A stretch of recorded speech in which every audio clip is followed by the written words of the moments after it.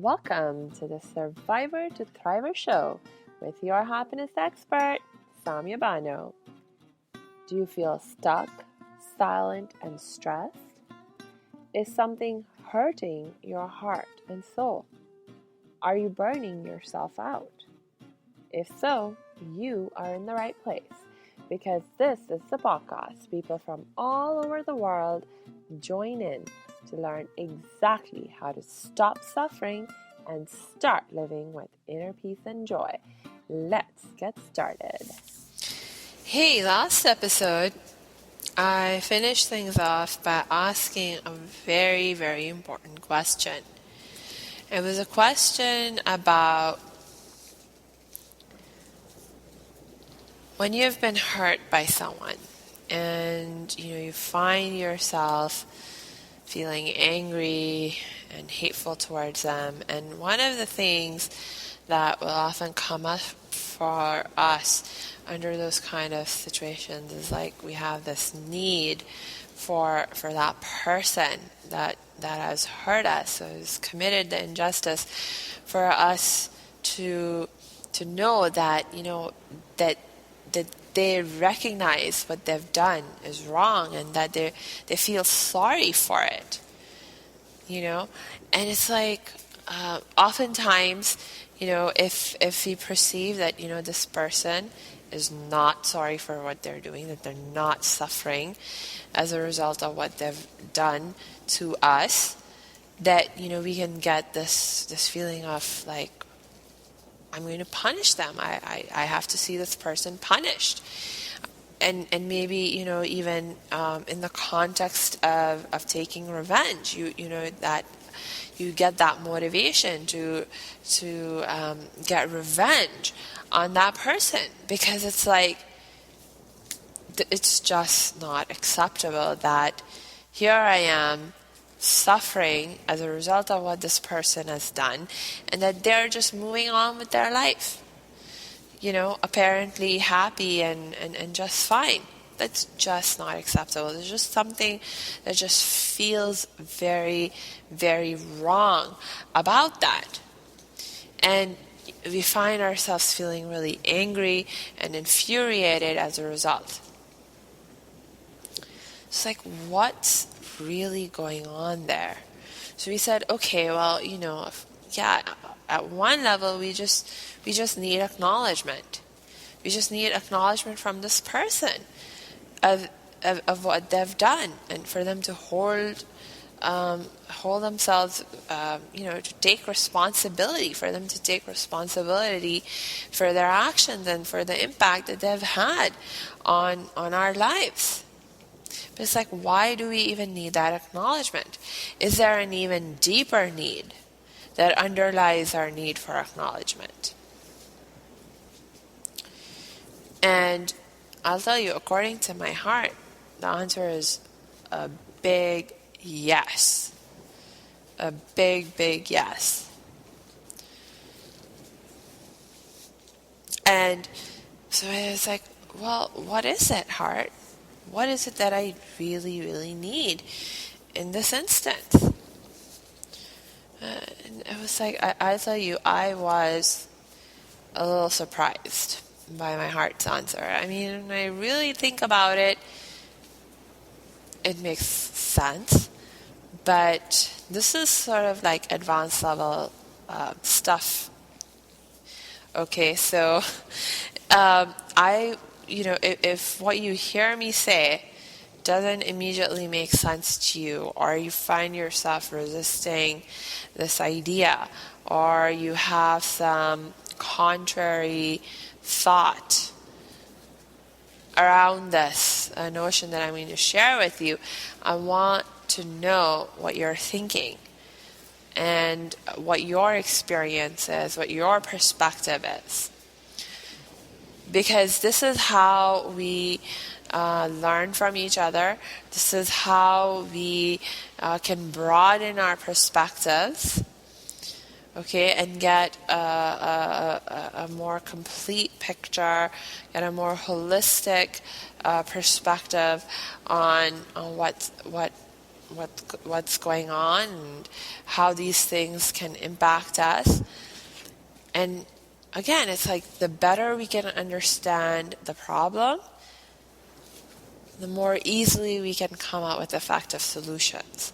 So I really want to hear from you what your thoughts and reflections are on this point. If you agree with me, and if you do not agree with me, and especially if you do not agree with me.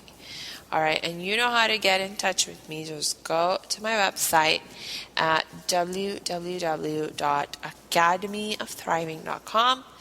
Click on the Contact Us page, and you'll see different options for connecting with me.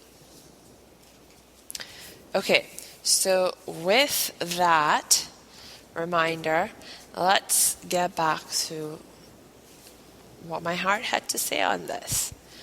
So my heart just gave me a very simple reminder that all is one.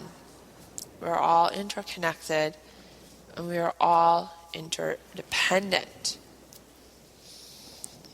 My well-being is connected to your well-being. And your well-being is connected to my well-being. So now if I hurt you,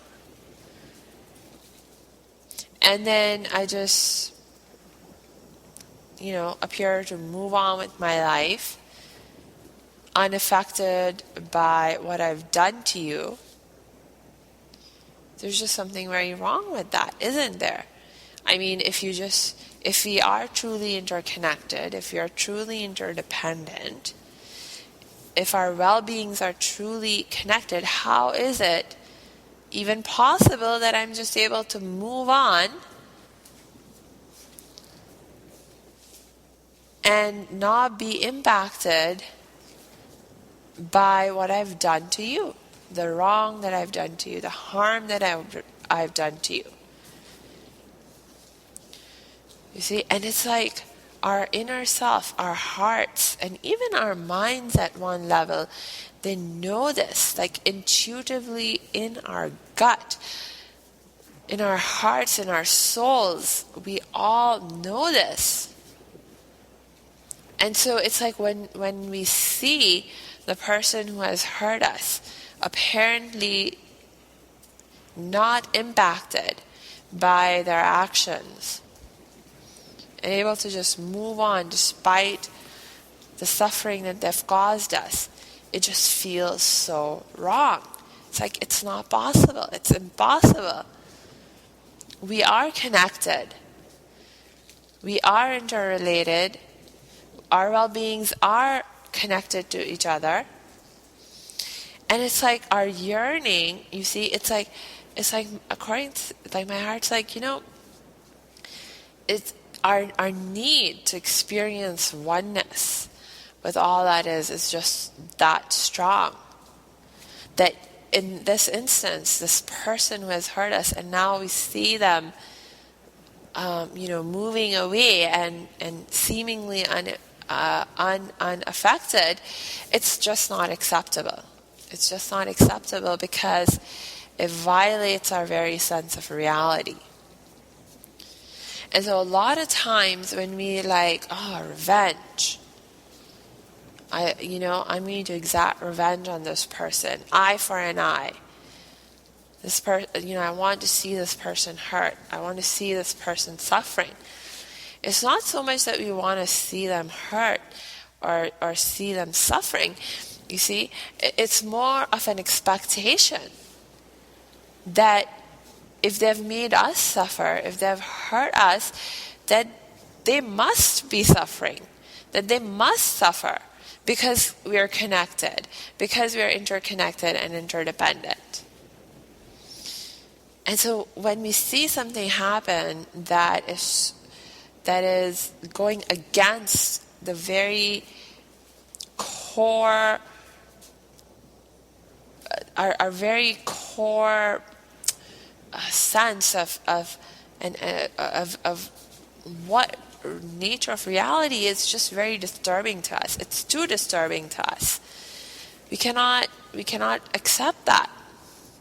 And so we will take whatever action we can in order to reestablish that sense of connection, right? So I mean, if you think about it, if you allow yourself to get caught up in taking revenge and all that kind of stuff, you're really, that's what you're doing, isn't it? You're putting yourself in a position where you're going to stay connected with this person who has hurt you. And it's like you want to experience that sense of connection. It's like, I'm hurting, so I want you to see that you are hurting too, right? Because it's like, wow, we just are that connected. It's like, wow, okay. Oh, that was a little trippy. Okay, so it's like, okay, so I don't really want to see someone else hurt, but it's just an expectation that I have that they will hurt, that they must be hurting, and if I see that they're not, then it's like, oh my gosh, okay, so I'm just trying to establish this reconnection with them. It's like, wow, that's heavy right there, like heavy, like reminds me of what was that movie, Back to the Future, where the hero, he was like, that's heavy, Doc. Yeah, like when I had this, when my heart shared this with me, I was like, wow, that's heavy. Okay, oh. It's like, whoa, okay, all right. And then, okay, so now we're thinking, okay, well, so if what we really need at one level is just to stay in alignment with this reality of all is one. We're all interconnected. We are all interdependent. And we are willing to go to the extent of like giving into this way of thinking, of taking revenge on someone, and things like that, so that we can reestablish that connection and all that. Well, I mean, then what does that mean? Does that mean that like, so if I do take revenge on someone, is that the best way for me to meet this need that I have for acknowledgement, for connection? So is it like a good thing that I'm actually giving into these ways of thinking? And it's like, no, it's not the best way. It's not the best way, right? It's not the best way for us to meet our need for connection and all that. Because again, remember, the more you give into these ways of thinking, and it's like, okay, revenge, eye for an eye, it's like you're fueling the fire of your hate, you're fueling the fire of your anger. And it's like, remember, it's like, okay, at one level, again, these solutions are effective in part, right? There's something about them and something about you pursuing them that is satisfying, that is helpful, right? And that's why you continue to engage in them too. But the problem with them is that even as they're partially helpful, they're also partially damaging.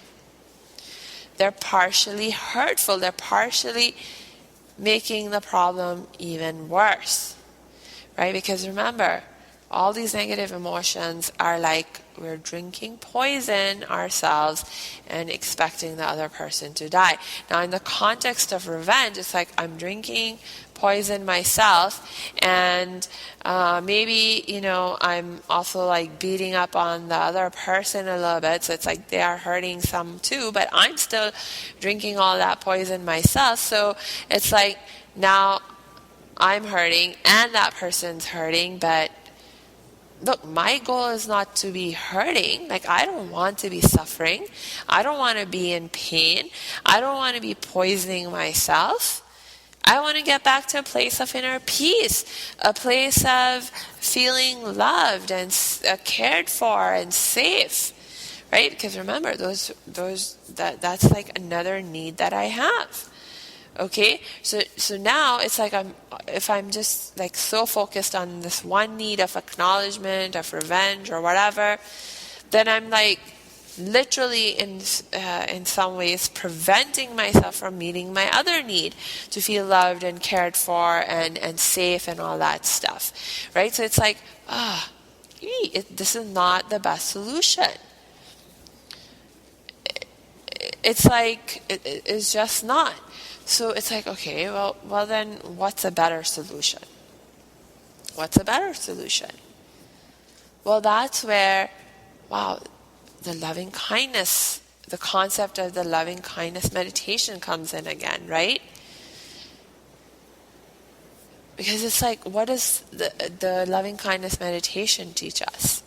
The loving kindness meditation says, well, look, if you're feeling angry towards somebody, transform that anger into loving kindness. And want for that other person what you want for yourself.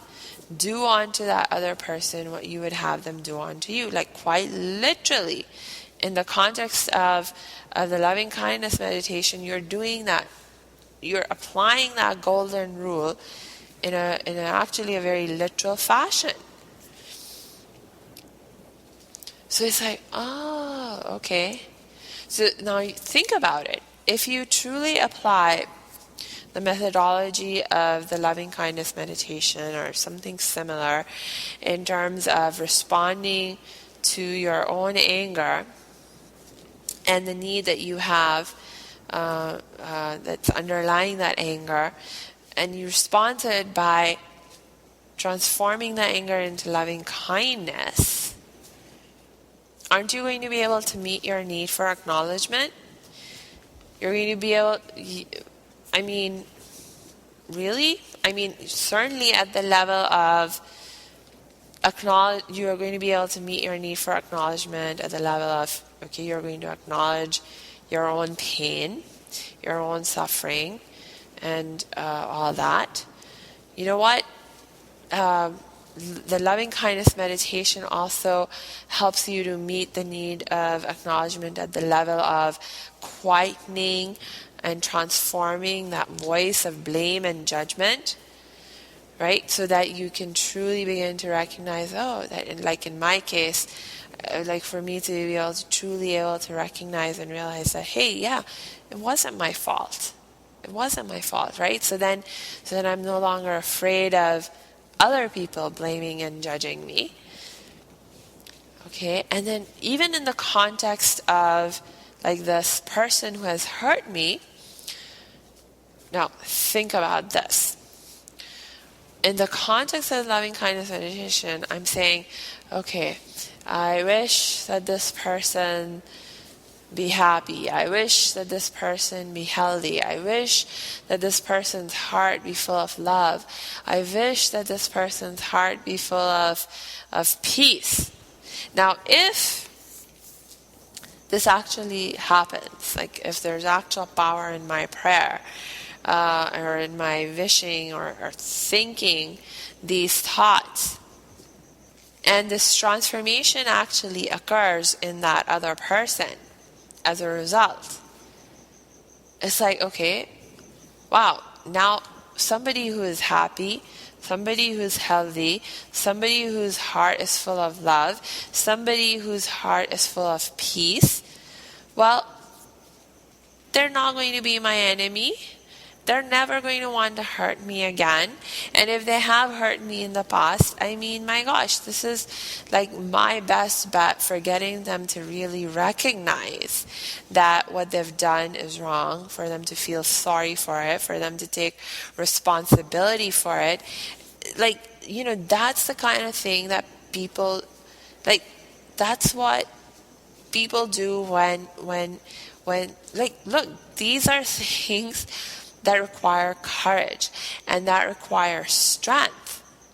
Okay? Forgiveness is an act of great courage and strength. owning your mistakes is a courage of great strength. Taking responsibility for how you're feeling and how you've been behaving and how it's impacted other people around you. These are all acts of great courage and strength. This is not something that people who are not even in touch with their own feelings, with their own needs, with their own realities. Like, my God, I mean, people who are living without awareness, people who are themselves like living without inner peace, without love. I mean, this is, how are they supposed to take on this kind of responsibility? How are they supposed to take on this kind of courageous action? Right? So actually, like, these are the kinds of actions, this kind of taking of responsibility and owning up to your mistakes. These are the kinds of things, if you're going to do them, you need to be in a healthy, happy place. You need to be somebody whose heart is truly full of love and peace, right? So it's like, wow, okay, so if you think about it from that perspective, it's like, okay, if your prayers really are answered, if your thinking, your wishing really has power in it to affect a transformation in the other person, well, good for you, because that is probably your best bet for getting that need met.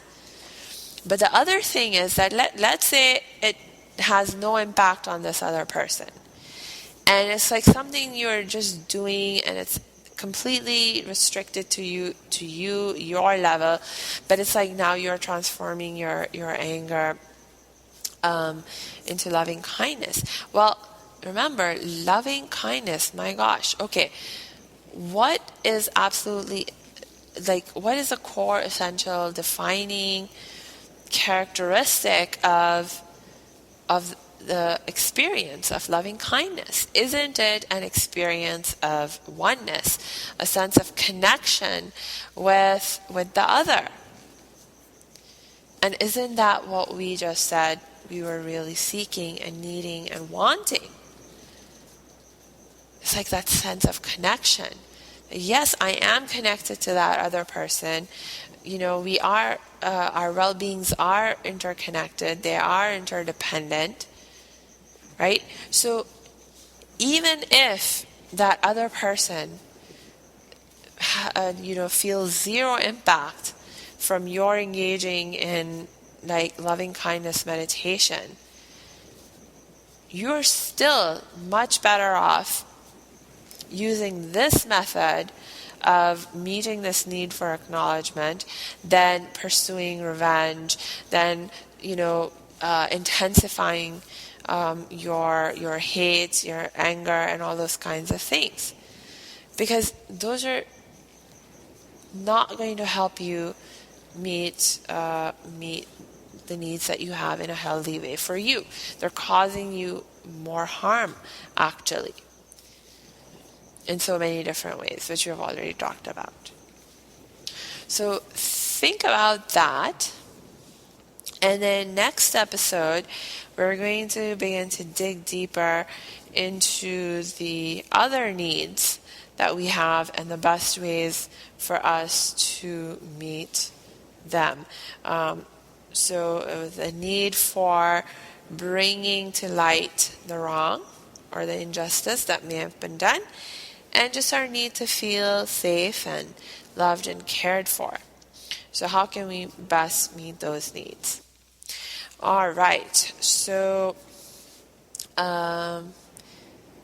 yes, I already gave you the reminder that, hey, if you need to connect with me, you know how. Just go to my website at www.academyofthriving.com. Click on the Contact Us page, and you'll see different options for connecting with me. So until we connect next time, I wish you lots of peace and joy.